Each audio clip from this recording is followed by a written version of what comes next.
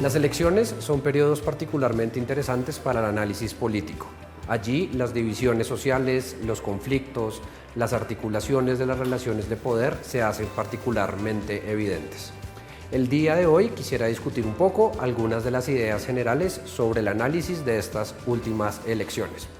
En primer lugar, tenemos una situación que cuando menos es atípica y singular.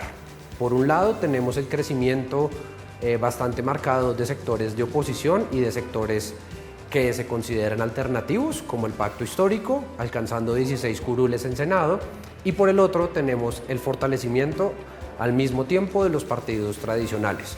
Podemos ver que la segunda y la tercera fuerza más votada en estas últimas elecciones fueron el conservatismo y el liberalismo respectivamente.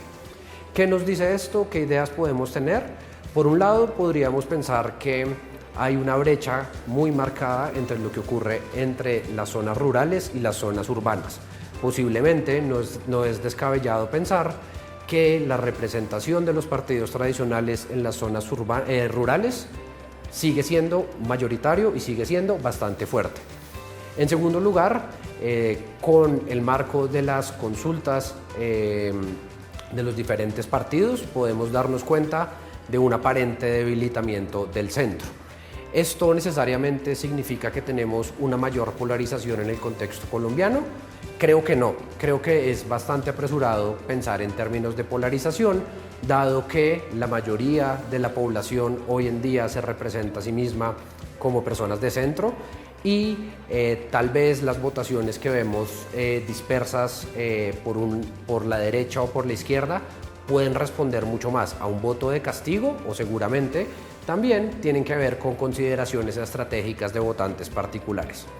En tercer lugar, vale la pena que analicemos cómo podrían llegar a ser las relaciones entre el Ejecutivo y el Legislativo con esta nueva distribución del Congreso.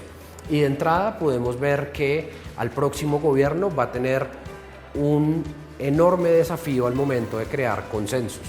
Porque si pensamos las bancadas como sectores alternativos versus sectores tradicionales, el balance de poder es muy equitativo y muy equiparable.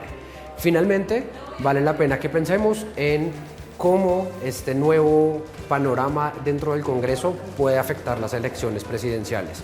Y sin duda la pregunta que siempre vale la pena hacer en este momento es: ¿los votos de Congreso después se representan en votos presidenciales? Tradicionalmente, las maquinarias parecen menos efectivas en los momentos de elecciones presidenciales y muy funcionales en los periodos legislativos. Tenemos que ver un poco cómo se van balanceando las cargas, cómo se mueven los apoyos, para que sepamos si en nuestra próxima elección, en mayo, nos encontraremos con una elección de corte más de maquinaria o de corte mucho más de opinión. Aprovecho esta intervención para invitarlos a estudiar Ciencia Política y Gobierno en la Fundación Universitaria de los Libertadores, un espacio donde construimos herramientas teóricas, analíticas, metodológicas y empíricas para estudiar la realidad política y formular respuestas a los problemas que más nos preocupan.